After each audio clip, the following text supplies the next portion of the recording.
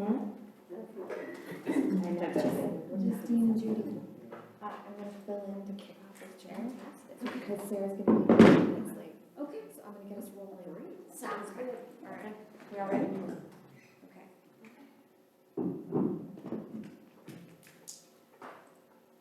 My microphone working?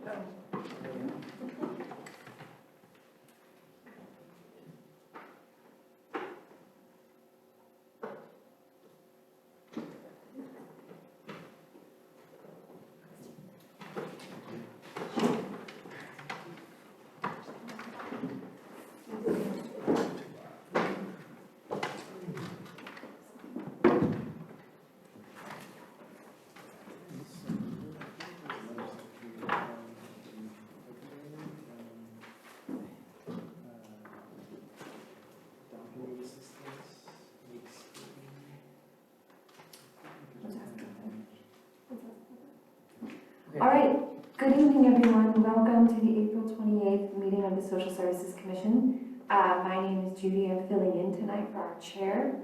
We will start with call to order and roll call.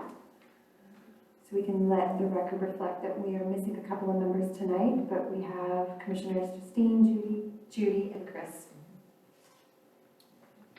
So can we have a motion to approve the agenda for tonight? Move to approve agenda. Second. Okay, all in favor? Aye. Okay, thanks, everybody. We'll move into item 3 for brief announcements. Dana, I'll pass it to you. Got a couple. So at their meeting on the 18th, council approved the consolidated plan, which means that I can now enter it into IDIS and upload it for HUD to review. So we're in the process of doing that right now. And it has to be into the system by the 15th. So I've got some time to kind of upload all the moving parts. But then we're still waiting for HUD to actually approve the consolidated plan before we'll know if we can move forward with the 25-26 program year. We are still waiting to hear from them as regarding the funding as well.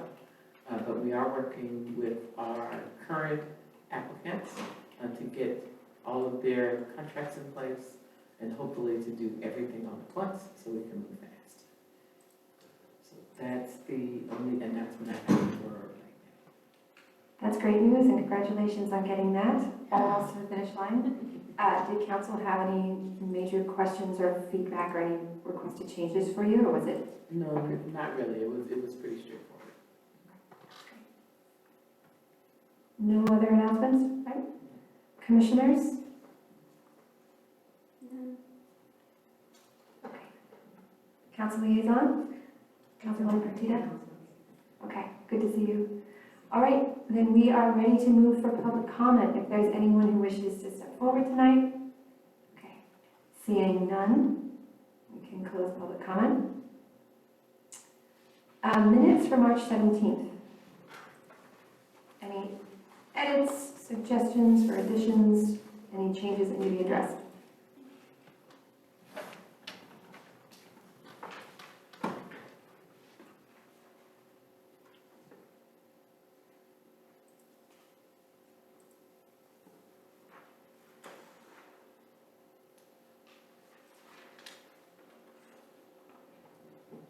Just to clarify, I know that we spoke during the meeting about the liaison report, and we mentioned the Power Yellow, but then we said it wasn't funding, so I will be doing the dates of meetings.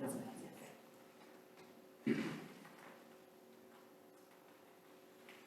just give another minute just in case there's any last minute checks.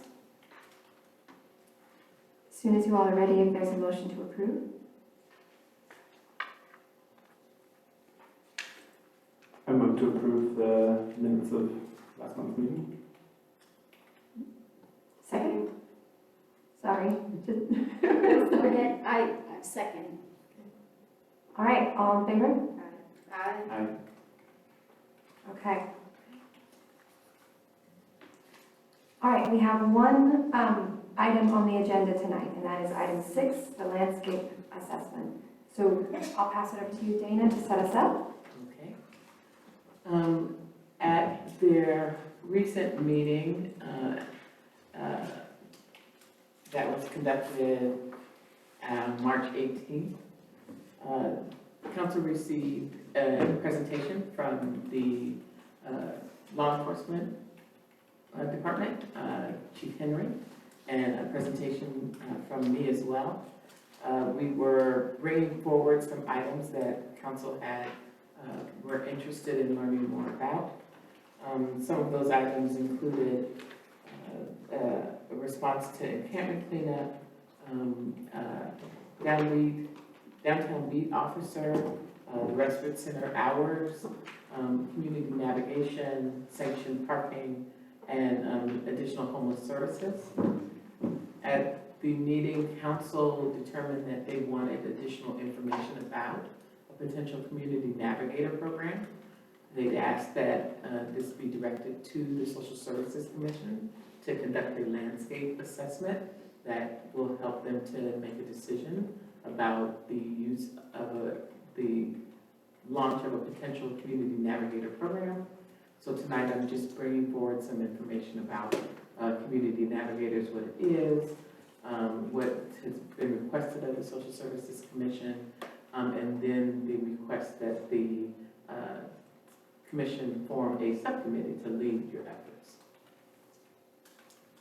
So the request was something that the Social Services Commission has looked at before. Back in 2022, you received a presentation from Rob Davis and some other members to discuss the Community Navigator Program.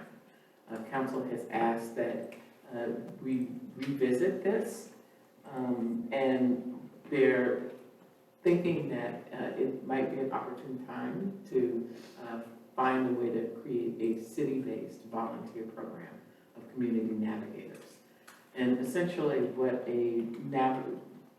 what the assessment is asking you to do is to do some outreach to the provider community and others that might be currently providing navigation, and by that they mean outreach and referral, and how that referral is navigating people to direct services in town. And by direct services, we mean who's actually providing housing, mental health services, employment services, and more. So community navigation programs can act as a bridge. Gives the volunteers can connect people that are living an experience of homelessness or isolation or other impacts to help them to get connected to different kinds of services. The programs are often supported by volunteers who have a good understanding of what the specific local needs are and challenges. City doesn't currently operate a navigator program, but we do have, we've reached out for some examples of other navigator programs that are operating locally. One is in Citrus Heights. It's called the HEART program, Homeless Assistance Resource Team. This is a volunteer-run community effort that's in Citrus Heights, and it's made up of a number of volunteers that from local faith-based communities, other volunteer advocacy organizations, and they provide just that, navigation services, specifically to people that are experiencing homelessness. Empowering Yolo, in partnership with Communicare, is also operating a Promotores program. That program is a program of community health workers that are primarily bicultural and bilingual, and they are trusted emissaries in the community. And this current program is specifically to help women to navigate sexual violence and rape prevention. So that's one program that's operating locally right now. City staff is currently looking at 3 programs that's along the lines of a community navigator program. We're in a contract with Davis Community Meals and Housing to offer a peer support program. That peer support program is getting people that are having lived experience trained to serve as peer advisors to other people with lived experience. We have a lead that will essentially go out and do outreach, really talk with people about having a shared experience and encouraging them to take advantage of services that are available here in Davis. We're also speaking with the DJUSD program they have called Incapacito. It's modeled on the Promotoros program. We talked to them earlier about potentially providing stipends to some of the women that are participating in the program to go out and also do outreach, particularly to the Latino community, and talk to them about ways that they can connect to services, find out what their concerns are, and see how we can be supportive. And we are also working with the faith-based community. We've been talking to them about a Safe Harbor, Safe Stay program. You may have heard that Heart of Davis is looking at a safe parking program. This is another way where we might train volunteers to provide connections if the congregations make a determination that they might provide a safe harbor, which means a place for people to stay during extreme weather events, or potentially a safe parking program. This is what the current ecosystem of outreach providers looks like in Davis. The city has a homeless outreach team that's currently 2 participants. Our homeless outreach team of 2 public service specialists. We're going to be adding a 3rd soon. They go out and do outreach to encampments, outreach to the downtown and other locations throughout Davis. Downtown Streets teams partners with us on outreach. They also are currently at the Respite Center, but they have a team that specifically goes out to encampments with our homeless outreach team to offer services and support. Davis Community Meals and Housing also provides outreach. Their outreach is primarily located along where Hall's Place is, along the H Street corridor. But they are also outreaching to the encampment community and talking with them about how to connect to services. One of our newest partners is Turning Point Community Programs. They're what's called an ECM provider, an enhanced care management provider. They have been instrumental in helping us to connect people to Medi-Cal services, helping people to sign up for Medi-Cal and get connected to mental health and healthcare services. Fourth and Hope is the regional shelter that's located in Woodland. They will often do outreach as well, primarily in the Woodland area, but we do a lot of collaborating with them because a lot of our folks travel between the 2 locations. The county's Health and Human Services Agency has a mobile outreach team. They focus a lot on people with lived experience that have been justice involved and are coming out of the justice system, but they also will partner with us when we go to do outreach to various locations in the city. They serve the entire Yolo region, but they have specific days when they're in Davis. Community Care Olay has a mobile medicine team. That mobile medicine team does outreach. They provide medical services and mental health services in the field. They come to our specific locations, the Respite Center and Davis Community Meals and Housing, at least once a week to provide medical care at the site. So they have a physician and a nurse that actually comes to the site and talks with people about follow-up care, helps them to connect to medical care through Sutter, and helps them to connect to medications. And we also partner with Sutter Healthcare's medical discharge team. The medical discharge team is responsible for people that are being discharged from the hospital if they need a connection to shelter or additional care, they will reach out to the city and to see if there's a place for people to go. We work with them extensively during the winter shelter program. They would reach out to us if they had someone that needed placement because they had severe medical issues, and we'd place them into a motel setting. And then they will be connected to either Turning Point or more often mobile medicine, so we could check on their follow-up care and make sure people were getting the help that they needed. So these are the primary organizations in town that are providing outreach services as of now. One of the unique things to consider if we were to look at a volunteer-based navigator program is it could be supplemental to the outreach that's already occurring. You could have navigators that could potentially cover more ground than what some of our current outreach is able to do. We could also look at target populations that could be served by a navigator program. We don't typically do a lot of outreach to seniors. We haven't had an opportunity to outreach to people that are differently able.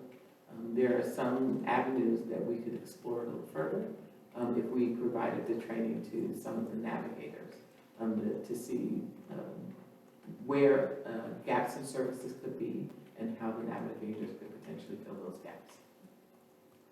And then navigators can serve as potential community ambassadors.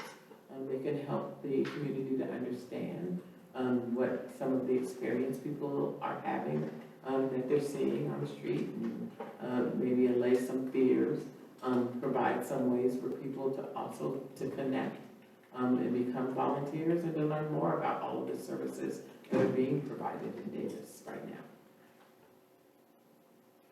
now. So with your staff report, we received some guidance from your Viola and from Councilmember Neville, who have been really championing this idea. They thought they would provide their idea for points of connection, which is a framework for how a potential navigator program could work. Again, this is just meant as guidance, and it gives a clearer idea of what the expectations would be of creating a program of this magnitude. At this point, what's being asked of the commission is really just to conduct the landscape assessment. Council wants to know what is currently happening related to outreach. Are there any gaps in services? They'd like to see you make connections with the service providers to find out, what they would recommend and what could be a benefit to them if a navigator program is launched. And then to provide council with a landscape map. This is what it looks like. Here are the things that we're seeing and what we're hearing from direct service providers and what they're telling us about where this could be a good opportunity to partner and to bring that information back to the council to deliberate. They've made a suggestion of the following deadline of May 30th. It gives them an opportunity to get more information before they make budgetary decisions and as they are determining if this is a program that is something that could be a benefit to the community. So with that, this is my presentation, and I'm open to questions. Okay, fellow commissioners, this is our opportunity for clarifying questions before it goes to public comment.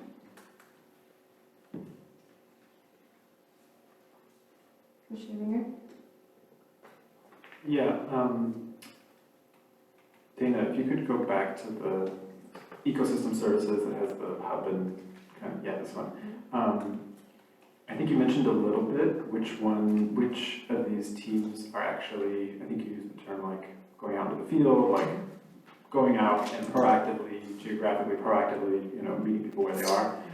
It sounded like Downtown Streets team does this, and also Communicare focus on health a bit more, does this.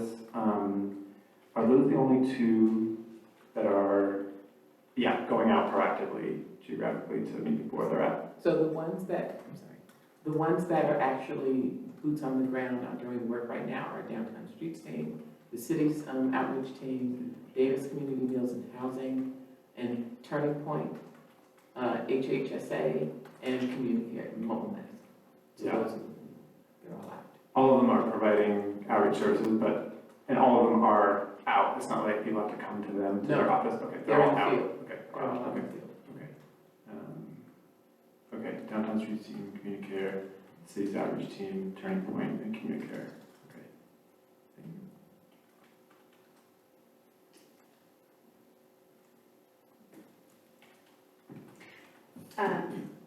I think there was a point that was being made about how the efforts here will not be supplanting or duplicating the services that are already being provided by these other providers. And other than the idea that they will extend the outreach to other populations that these providers are not reaching, I'm not really seeing other ways in which they're expanding. So maybe if you could explain that a little bit, how else they're able to contribute beyond what's already being done? So I think that's part of what council is hoping that you'll find as you're making the assessment and going out and talking to some of the providers that are doing the work. We've got some faith-based organizations that are also providing some types of services. So I think that's one of the questions that council is hoping that you can kind of come back to them with what is it that you're seeing? And where is this a way that we can fill any potential gaps and what those gaps might be?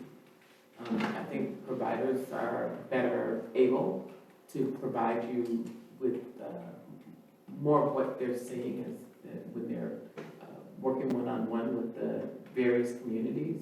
And like I said, there are the folks that you see here on this screen are primarily focused on homeless outreach and people that are housing insecure.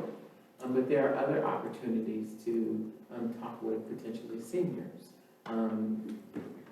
Have a conversation with state that's working with families. There are other ways that you can potentially see that there is a gap where this could fill in.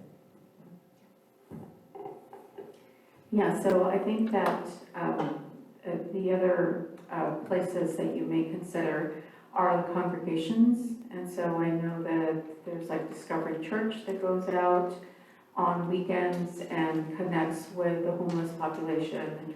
There's the night market that connects with the homeless population. And then you mentioned already the Heart of Davis and sort of all of the more traditional groups that have been doing this for quite a while. And so I think part of what we're hoping for is that we map that because there are a lot of other groups that are not as well known that are already making those touch points out in the community.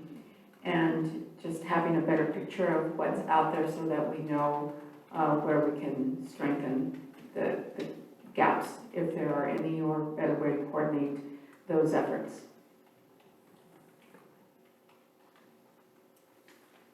I have one other small clarifying question. In the phase 3 implementation, it says 5 to 10 volunteers who will commit 10 to 15 hours per week. And that's up to 150 hours of volunteer time. So I'm wondering if that's 10 to 15 hours as a team, or if that's truly each volunteer 10 to 15 hours. And like I said, I believe that this document was really just provided as a guide. Okay, It's just a draft. not set in stone. Yeah, absolutely, not set in stone. It still hasn't been approved by council. It's just kind of to give you a roadmap to take a look at. And so all of this can be changed. Okay, thank you. That's helpful. I actually have a question in the report. It talks about Appendix A, but I'm not really sure what that is referring to, and it mentions it a couple of times here. Page 3. Good question. This is all that was provided to me. So,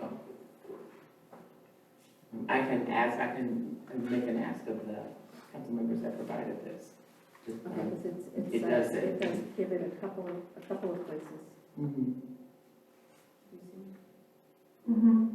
And that may be the council, the March 18th report that they're referring to.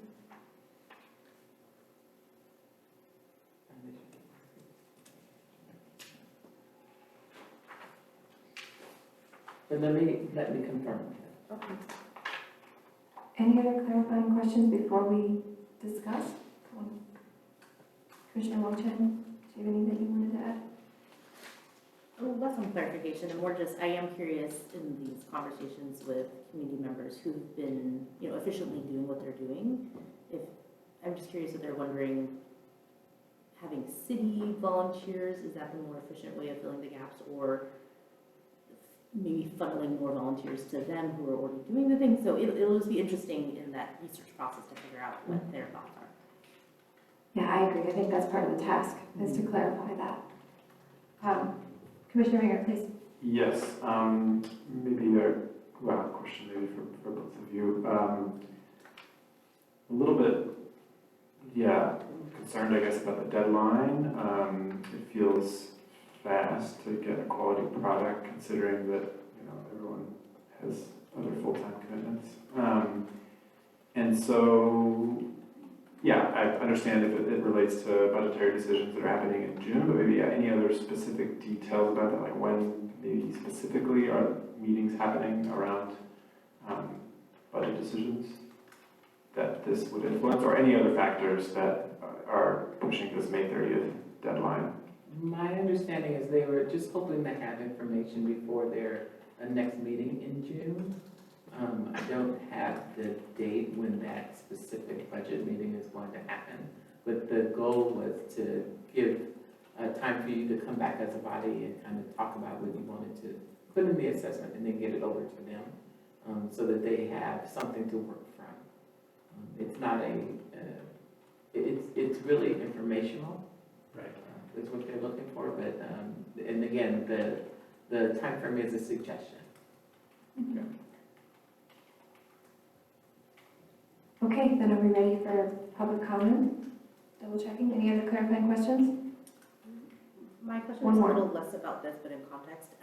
For those whose term is up this summer, is their last meeting May? Is it last meeting June?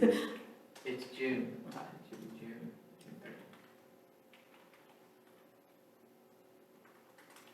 Okay, then I think we're ready for public comment now. All right, please come up. Welcome. And I'm not sitting in the place where I can do the 2 minutes, but we'll just watch the clock. Please go ahead. Jeffrey Stolnick, Vice Chair of the Senior Citizens Commission and Liaison to the Yolo County Commission on Aging and Adult Services. It's good that building up the outreach to tell people where they can get medical care, dental, psychiatric. But if you just tell them where it is, and they're homeless and don't have a card, it's going to be tough getting there. And the other thing is, they're homeless. So it'd be nice to build something where they wouldn't be homeless. Yolo County has been adamant about not applying for any of the $300 million grant the California set aside for housing homelessness. I don't think they want to be subject to California inspections. I just found out that Amazon is now selling tiny homes for $11,000 each. They have a tiny home built in California by the builders is $30,000 to $50,000. So it's gotten much less expensive, and you're not going through the state. And I think council has to look at changing the zoning requirements for a lot of the land that's unused in Davis. There are acres of it. And building tiny home communities, they could have like a community garden, and not just for themselves, but for their neighbors, to get the community involved. So it doesn't become NIMBY stuff. Well, just something to think about. Thank you. Thank you so much for your comment. Any other public comments in the room with us tonight?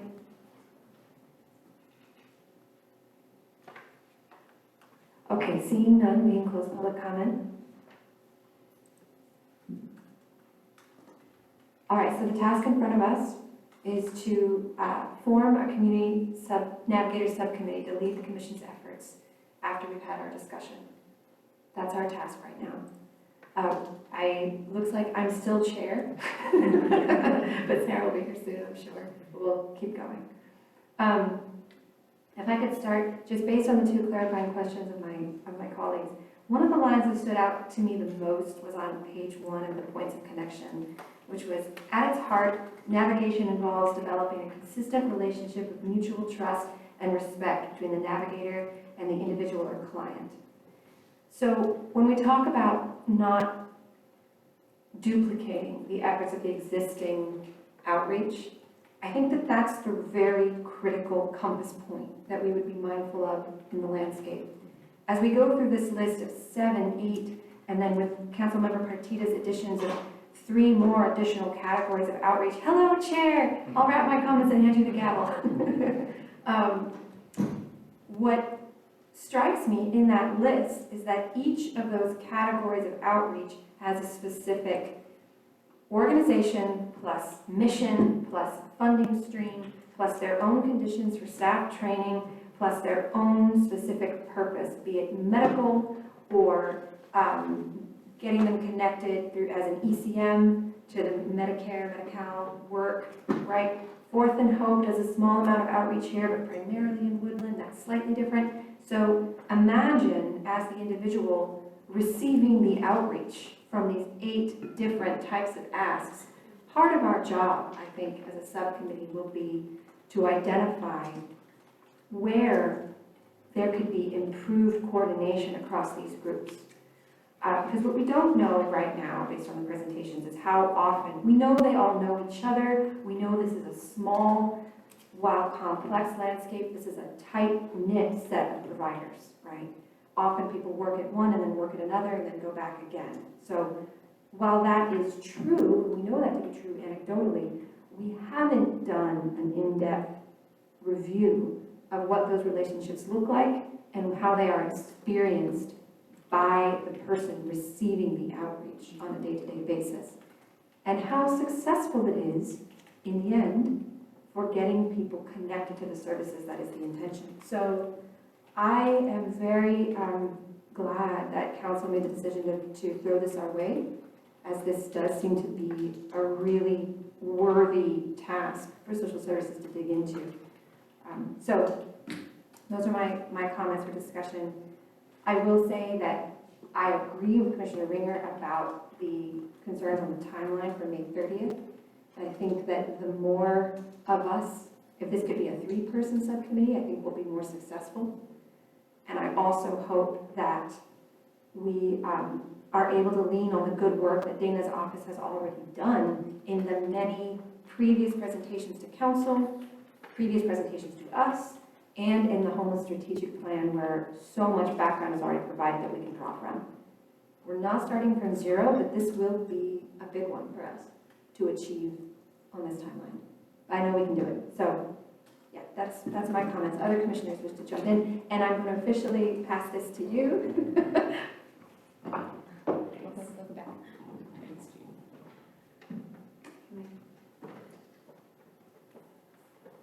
I also want to note that Dana already does a sort of gathering of groups on a regular basis, people who are doing, work with the homeless community, and so I think it should be noted. And when you talk about like coordinating efforts, maybe that is something that maybe that group has to expand some, or, I don't know, get smaller. Sometimes getting smaller is better. But I think that's a good place to start as well.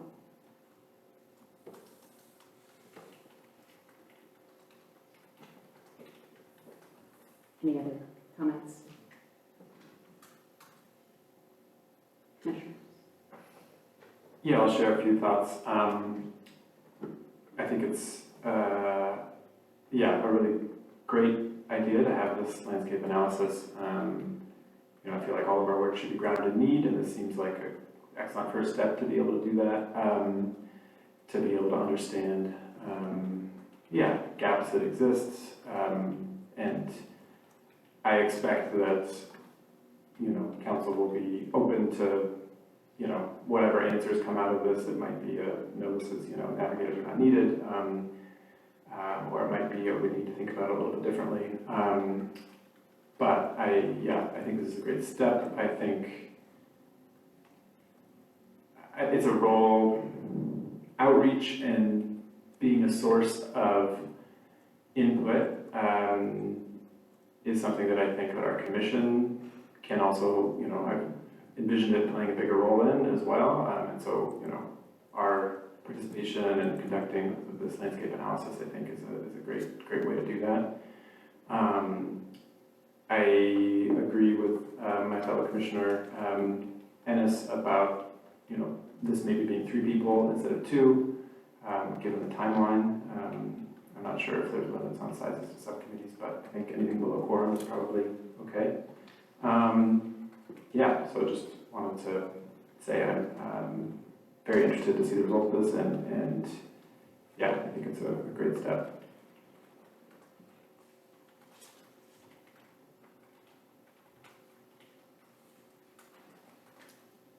What are we doing here? So are we forming the subcommittee and then just sort of accepting the task at hand? Is anyone interested in serving on the subcommittee? Title it the community, sort of to assess the landscape assessment for community navigators. Yeah, I'm interested, to be on the subcommittee. Are we going down the road? I'm interested as well. Anyone else? I am interested, but if others are really, really interested. I'm most interested in the group of 3, probably. Yeah, I know, I think that's a good recommendation. So I feel like we might have our 3. Judy, and Chris. Yeah, is that okay? And I'd like to check, since we're missing 2 members, Rachel. is it possible, this is advice from you, if we start with our 3 and then over the course of the month, because I don't know when we're going to meet before May 30th. Okay. So I guess I have 2 timeline questions for you. One, does the subcommittee need to present it to social services and have it approved by social services before it goes to council? Because if so, then we're working on an earlier timeline. Maybe we can present a draft. Well, your next meeting is May 19th. So if you wanted to do some analysis and then bring it back for the rest of the commission to review.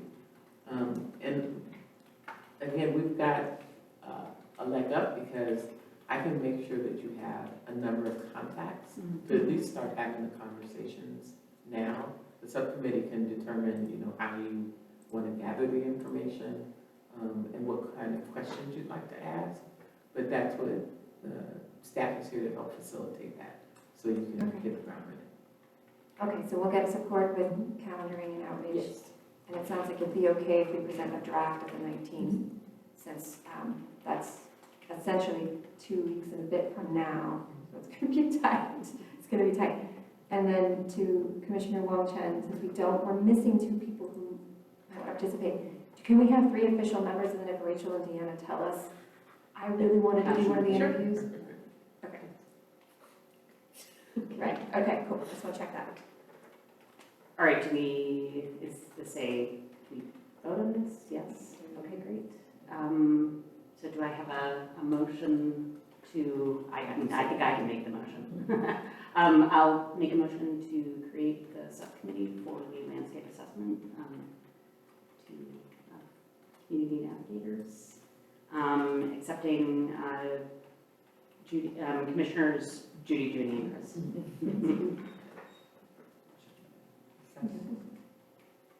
Yes. I'll second that. Great. Oh, All sorry, Justine, did you second that? Please, go ahead, you take it. Second the motion, okay, great. All in favor? Aye. Any? All ayes, so, good, no abstentions, nays. Great.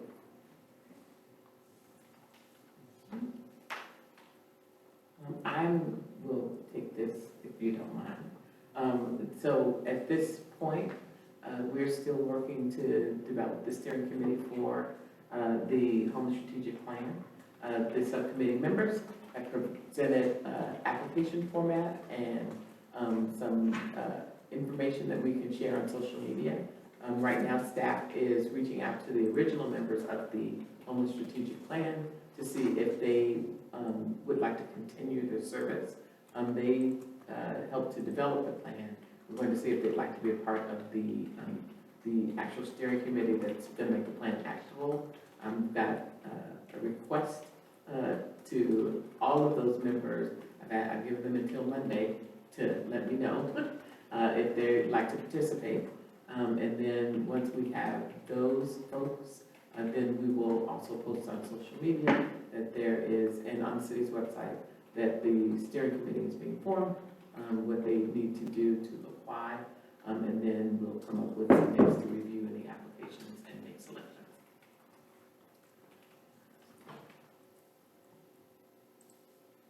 And do we take public comment now? Yes. I'd like to invite anyone who's interested in making public comment at this time. Okay. Can we move on to the next item? This is like trial by fire. Walk in late and then do this for the first time. Okay. What? You're good. Yeah. So the liaison reports. So each of you should have received your agency assignments. We've sent out letters to the organizations that you'll be reviewing to let them know what the questions are that you'll be asking, know to expect to hear from you, and to make appointments. You can do that as you can. We're hoping that we can get all of the reports for the 24-25 year completed by the end of this fiscal year. But if that does not happen, it is okay, because the same agencies that receive funding in 24-25 will be receiving funding in 25-26. So that gives us some time to do some outreach to them and talk about their organizations. And again, it's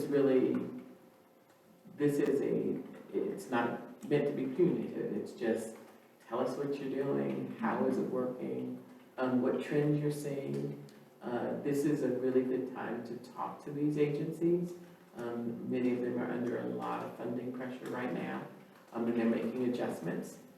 It's good to hear from them what kinds of adjustments that they'll be making. So, and as you schedule, if you just send me a quick email and say, hey, I'm gonna go see my agency on this date, then I can prepare for it. That's fine. I have a question.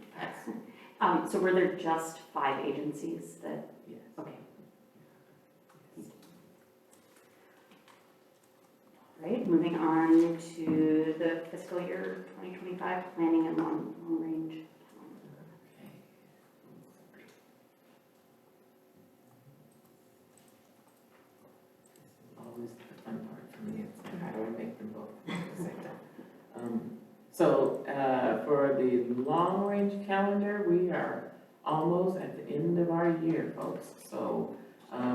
We're expecting, again, I've got on the long range that we'll be coming back. The subcommittee will come back with the landscape assessment and potentially take actions to move something up to council. I will provide some informational, little information about the pit count. I like to start early because the pit count, the point in time count, will be taking place in January of 2026. We do that in partnership with the Homeless Poverty Action Commission. And so I'll just give you a primer on what that is and how it works. In June, we're expecting to come back with a presentation for Village Farms. We've got a couple of other development projects that are in the works, but community development hasn't quite calendared those yet. So those may be coming to you as well. July, we'll be talking about the action plan, it's called the CAPER, the Consolidated Annual Performance Plan, that we will let HUD know how we did this year. That'll be coming to you in July. I've got a potential recess scheduled for August. We should be back in September. This year, we're hoping to start our CDBG and Home Program Notice of Funding Opportunity in September. We're gonna advertise it broadly because, as I said, funding right now, people are looking for resources. So we want to make sure people know that this is an opportunity for resources. And then we'll be probably doing our technical assistance workshop in October. I need to add that here, but we'll do that in October. And if there are any other items that you'd like to see before the end of the year, or any thing that you'd like to discuss before the end of the year, just let me know.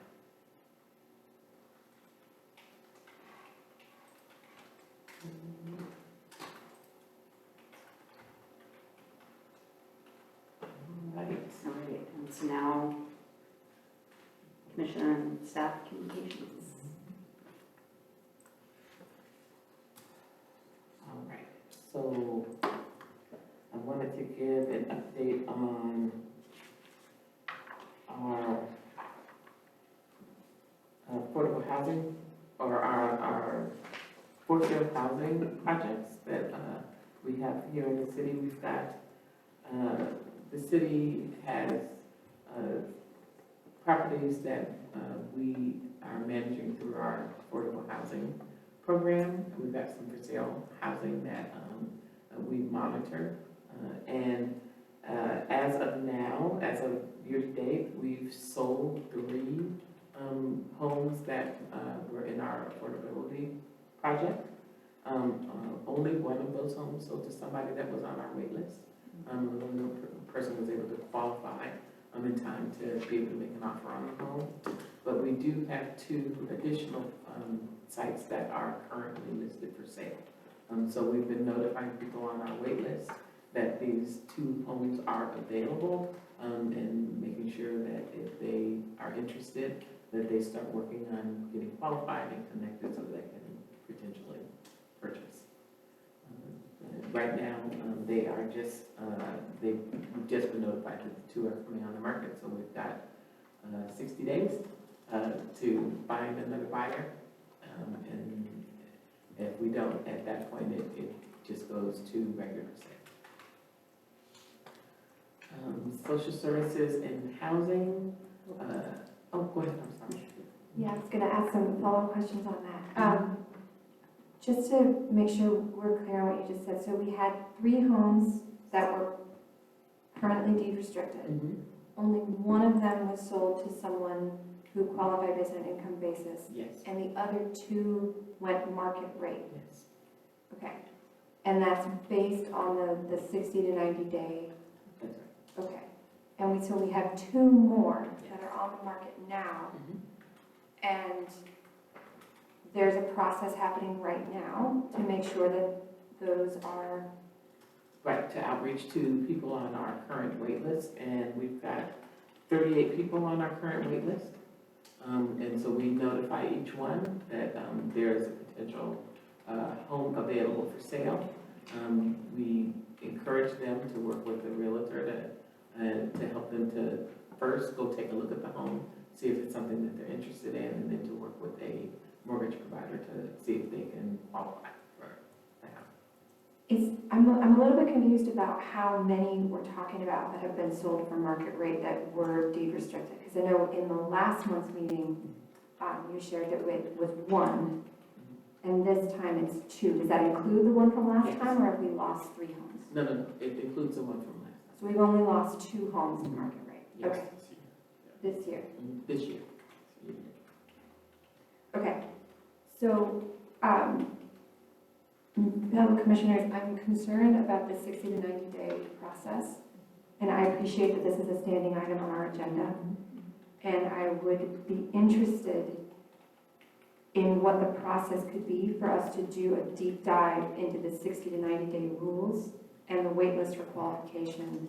Because, you know, if we've lost 2 this year and it's the end of April, and those are no longer permanently deed restricted as a result of this process, it's a big deal, right? So what would that look like? How can we receive that information? What is our role as a commission in receiving that information so we can make sure council has that information? So it would require an ordinance change, because right now, the city has right of first refusal, and it's in the ordinance, the time frame, and in the sales contracts, the time frame that we allow for someone to try and get someone from our list. So I can start by providing you with the ordinance section, so that you know what the rules are. I can give you a copy of what our sales agreements look like, so you can see what the seller is facing, and what a potential buyer is facing, so you have more information. And it's been a while since there was a review of the program that actually manages some of those homes. So it might be, I know that the department is looking into some of how we got to where we are with some of these properties. Many of them have been in our portfolio for 20 to 30 years. You know, they've been deed restriction for 15 to 20 years, I'd say. And now some of the folks that are in them are looking to sell. It's finding a qualified buyer right now. Again, as you say, they're all deed restricted based on income. Folks are having a difficult time. If they can come up with the down payment, that's one thing, but managing the monthly payment is another, and managing other fees, private mortgage insurance, homeowners associations, because a number of them are townhomes. That makes it a little more difficult. So in that difficulty, is there a staff capacity element where if we just had more folks on the team who are able to do the outreach, help guide people through, say, this is how you get that paperwork in? Because I know that the wait list is not short. We know that the demand is astronomical. We know that there are very few for sale homes, and yet we've lost 2. So I wonder what should the process of the review be? Should it be looking across the documents? What would be the highest lever thing for us to do, for us as council to support, to make sure that we don't lose these other 2 that are about to go on the market? Yeah. Yeah.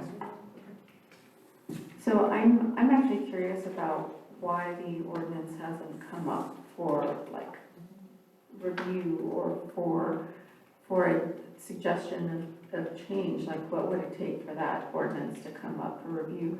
Because one of the things that I'm thinking is, and I'm glad that you mentioned that they were townhomes, that some of them were townhomes, because one of the things that I was thinking was, if we didn't sell those and we densified those by turning them into townhomes, we would have like 2 homes on a lot, if the lots were big enough, right? Like if, we were able to do something like that.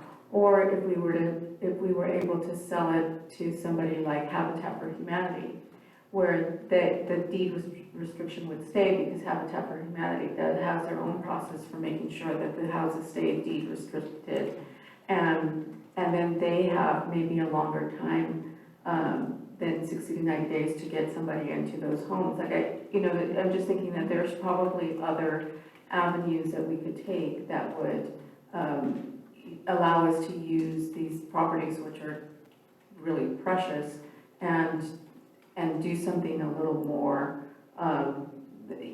meaningful with them, and robust, because if it's a single-family home, and right now we're talking about, having the ability to densify single-family lots into multifamily lots, but if they're already townhomes, then, that's off the table. But then there is, like I said, this other idea of working with like Habitat for Humanity that would come in and probably do some of the upgrades that have to happen in those homes, because if they're 30 years old, they're probably ready for and that is some of the things that they do, is they rehab homes, right? So anyway, just some thoughts that I was having. These are all things that can be explored. We are also looking at, first we have to have a better understanding of how did we get there with some of these homes, who's in them. And we've got some questions currently before our legal counsel about how some of the sales agreements, some of them differ from property site to property site. These are all complexes. So they differ from property site to property site, and we're trying to understand what that difference is. These are all good questions, and again, staff is trying to get a better understanding of how did the city kind of arrive at where it is right now and what is potentially available. Because as Councilmember Petita mentioned, there are organizations that can assist in helping with a home buyer program. And we don't currently have that at the city.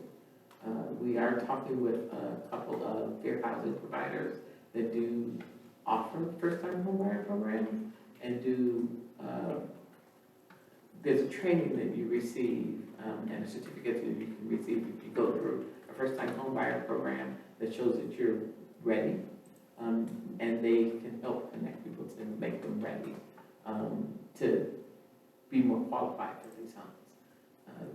Staff right now, we don't have the capacity for that, but we are looking at, is there a way that we can contract with a vendor that's got this kind of experience to do that for us?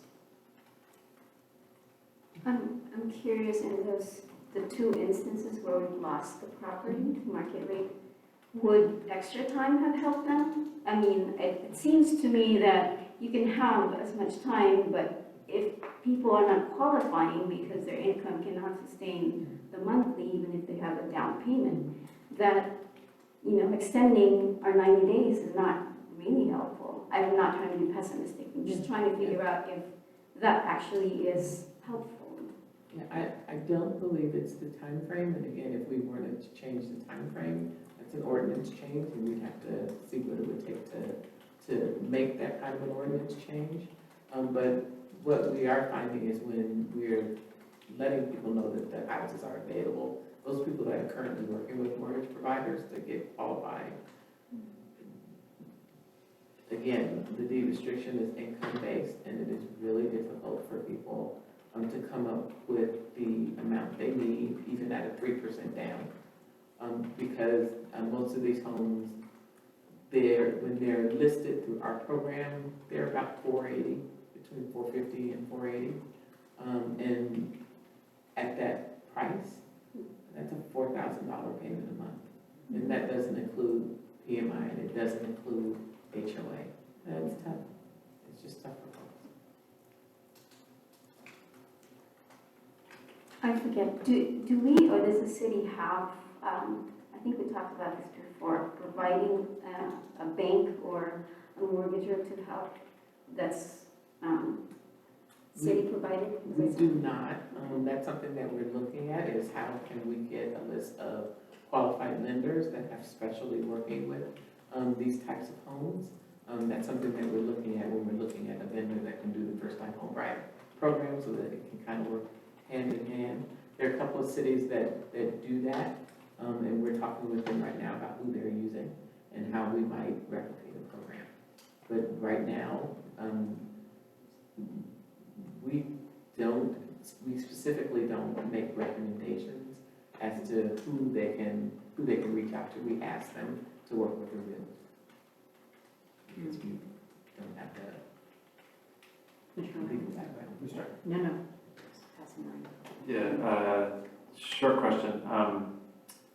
We lost 2 this year. I think might help bring more eyes and urgency to the problem if we had a number for like how many we've lost. Is it, in the last 2 years or 5 years? Is that a number that you'd be able to find for us? We'll track that, so I can bring that back over the last couple of years, find out how many have gone to market, how many have gone to market rate, how many of them have maintained the affordability clause. I think we should put a 10-year mark on that. Yeah. Because of COVID being right in the middle of the time frame. So if we did it 2015, 2025, just to track what's happened in that time. Especially because many of the properties we're talking about would have been purchased approximately 5 years earlier, which means that they're within the window at that time if someone wanted to sell it, because there's a 2-year minimum of being within the home in an affordable program, is my understanding. Yeah. So, And most of the Setting folks the that date. we're seeing that have been in, they've been in the home for quite a long time, on Sure. average 10 years. sure, which is But I can, typical, right? So with all these pieces that you're looking into right now, our next meeting is on May 19th. There's a lot going on, but what information do you think will be ready for us to look at that time? Could we review the 60, 90, and ordinance documents to start Yeah. in that meeting and have a yeah, review of that? I can get you the documents to review, that I can get to you Okay. really this week. Okay. But having where staff would be with, looking into the other programs, at this point, we are waiting for our affordable housing manager, who's been out for a while, to come back. And she was kind of leading this charge. So I'm thinking that, if realistically, we'd be June or maybe July to have something real to bring to you with that. Okay, I think starting with the documents would be, seems like the most helpful place for us to do our homework and begin there. Okay, thank you for continuing to bring this to our attention so that we can work on it. Was there another question? All right, so that's our affordable housing projects, social services, our winter shelter. It just concluded in March 31st. We had an extension of our congregate shelter through April 15th at Davis Community Nursing Housing. And they are also going to be extending their shelter through June 30th. We're going to be using some CDBG funds to help them to remain open through June 30th, and then we'll be considering annual shelter that they would have proposed to council that they would provide. And that will be a part of the council's budget discussion. Yeah. So we had very good outcomes this year. We are seeing, especially for the folks that we were seeing at the motel side, we were able to connect a number of some of our elderly folks to board and care, which was exciting for us. And Davis Community Housing they were surprised at how well their 8 beds at Paul's Place went. They found that it was more effective at Paul's Place than it was where they were doing it at Project Club. So we're working on a update for you. We just had all of the providers are providing us their statistics, and then we'll create a report that we'll provide to you and debrief of what we were encountering. We are working with the HPAC right now. HPAC is in the process of updating its coordinated entry system. Coordinated entry is really the mechanism that all of the providers use to add people to a shared database called HMIS. It's the Homeless Management Information System. And there's a process that we use to get people that are in HMIS connected to housing. And so HVAC has been talking with our sister organization in Sacramento called Sacramento Steps Forward to provide some training in HMIS and to really make our coordinated entry system more robust, see more providers actually using the system so that we can connect people to beds and to housing, different forms of housing when those forms of housing are available. So that's awesome. So I attended the League of California Cities the last week, and there was a presentation on, well, there were a number of presentations and a couple of them on homelessness. And they mentioned something called, I think it was like the by name. Yes. What is that? So that's a part of coordinated entry. So when our outreach teams go out and do outreach, they're attempting to get as much information about the person as possible. It's usually basic information, name, demographics, that kind of information. They put that into HMIS, and then they connect them to an access point, usually one of the providers, who asks them questions about their vulnerability. So we have a vulnerability tool that we use, and it's an assessment of, what people's experiences are and how I guess I would, because all of it is critical, but it really kind of gives them a score of, from, with a little bit of services, they would probably be okay at being self-sustaining, or they're chronic, and they have much higher needs, they're high utilizers of hospitals, they would get a higher score. Once that information goes into HMIS, then we use this process called case conferencing for all of the providers that have an agreement to work with one another to look at the people that are on that list and see what their scoring is and if there's a housing match with them or a service match with them. When they say a by names list, it usually means that the names are sorted essentially by name and by score. We don't have that. We're working on doing that now. The veteran services are great at using a by names list. They meet on a monthly basis. They review the list. And what you're looking for is how are people document ready to be able to move into a place. So we may get somebody in HMIS. They may have a very high score, but they don't have a driver's license, or we don't have a birth certificate for them, or they haven't been connected to medical services. So they're not ready to submit a housing application to be placed. So the reason we use that by names list is we're going, okay, we have this client, who's the last person that made contact with them, who's helping them to get document ready, who's following them along, and then once they are document ready, who's helping them to complete that application to get them into a bed. So that's what that is. Yeah. So when I heard about this by names list at this conference, and then talking about like the point in time count, the number that you get for the point in time count ideally should match the number that are on the by name list. But, and I realized that probably the by name list is much smaller. Actually much more. It's larger than the point in time count. But that would mean that you've made connections with more people than you get in the point in time count. Absolutely. So I thought it would be the other way around. the point in time count, because point in time count is just a snapshot. So on this one night or one day, we go out and we try and connect with as many people as possible and get a count. It's really a census. Okay. But because it's just that one day, that number is usually much smaller. Because in doing the outreach, when we've got a number of people out talking to a number of different people for months and months, we get a lot more people that are on that database that generates that list. So, when we do the point in time count, you know, we collect the information because a lot of times we'll see that person is on HMIS, which is great. But there are folks that we may see that aren't connected at all.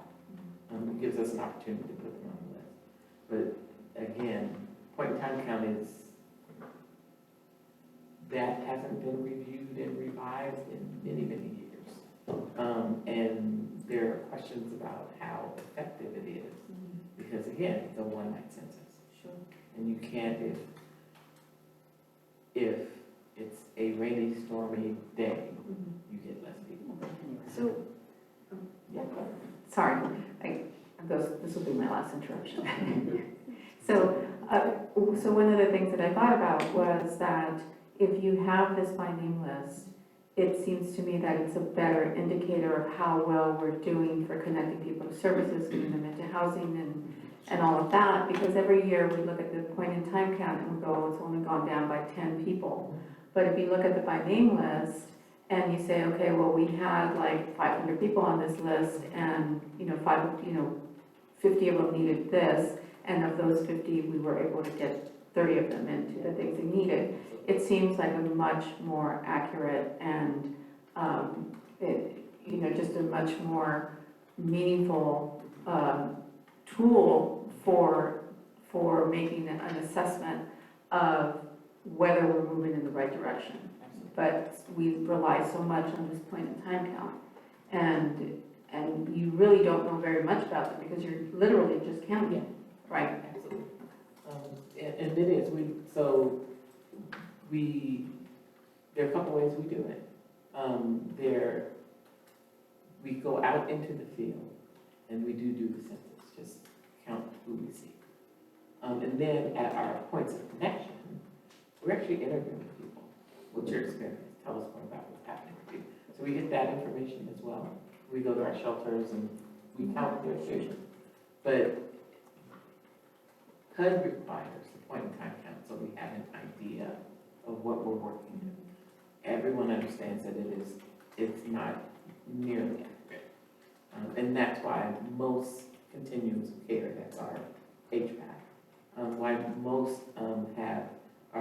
the coordinated entry system is much more robust. And the providers that are making those connections can look at that system, pull reports and say, how are we doing? Who are we serving?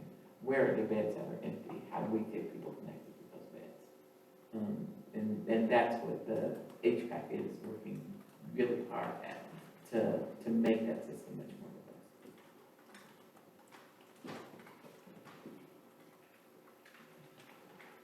Any other questions or comments?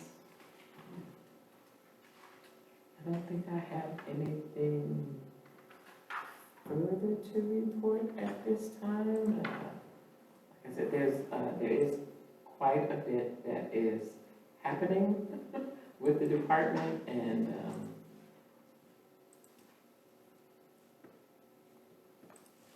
we've got a couple of projects that are moving forward. As you know, we've got a new economic development director. We've been working with her to see how we can do two things that are really under her charge. It's how do we stabilize the workforce and how do we create jobs in the community. How do we support businesses? We've got a facade improvement program that we're working to get out the door to talk with retailers about making improvements to their properties that can in turn attract more workers, that can create more jobs. We are looking at partnering with Davis Community Meals and Housing on a job creation program. We've got some folks that they've been working with at Paul's Place who have been voluntarily keeping H Street clear. We'd like to see if we can get them a path to employment as they're to get them some skills so that we can get them connected to more jobs. You may have heard that the city has launched its general plan is in the process of kind of getting that kicked off. It's gonna be a 3-year process, but there have been, commission meetings and contacts in the community just to get people working on the general plan. And, let's see. We are also, we are revisiting Pacifico. So, the county is moving forward with an architect to rehab the 2 buildings on the site that they will be dedicating to families. And then the city is also looking at the other 2 buildings and that site to see where there's some synergy and how we might also kind of tag behind them as they're making their improvements. So Pacifico is up and running right now. And I think that is it for now. Can I ask a question about Pacifico? Sure. So previously, the barrier was the funding gap. Yes. Is this progress happening because the funding gap was addressed, or has some new development happened in your partnerships? They have found, they got some clearance from HCD on some of the funding. They thought that their deadline to expend was June 30th. It's been extended to December 31st. So they gave them a little more wiggle room. So that it allowed them to move forward. They had 30% of their architectural plans completed. This allows them to complete all of the architectural plans. And so we're working with them to see, okay, let's keep the momentum going. That's great news. When you say county, who is the county partner? It's Health and Human Services Agency. Okay.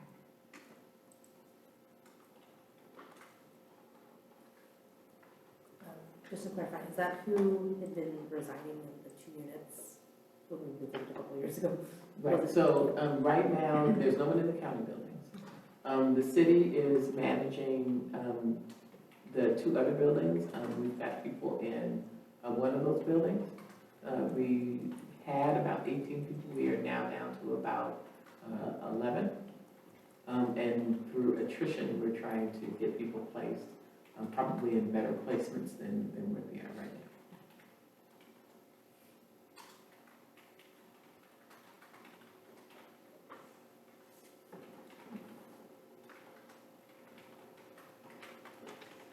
Open for public comment. Invite anyone up to come up.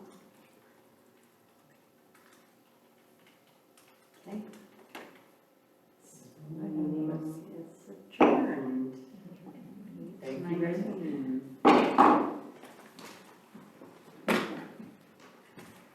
I don't think we used the gavel to open the meeting. I totally never had it over the chair. I was like, ooh, I could use the gavel. That's my moment. All right. When are we meeting? Tomorrow? Kidding, not kidding. No, you're working Monday through Friday. Okay. Wednesday I can only say that Miss Judy has a real job at a private view place, as do you. Judy, there aren't any days that you work from home, right? Are there any days that I will? You don't get to work from home any days, right? We'll figure it out. I'll put the 3rd as a test. Did you do the 3rd as a Yeah.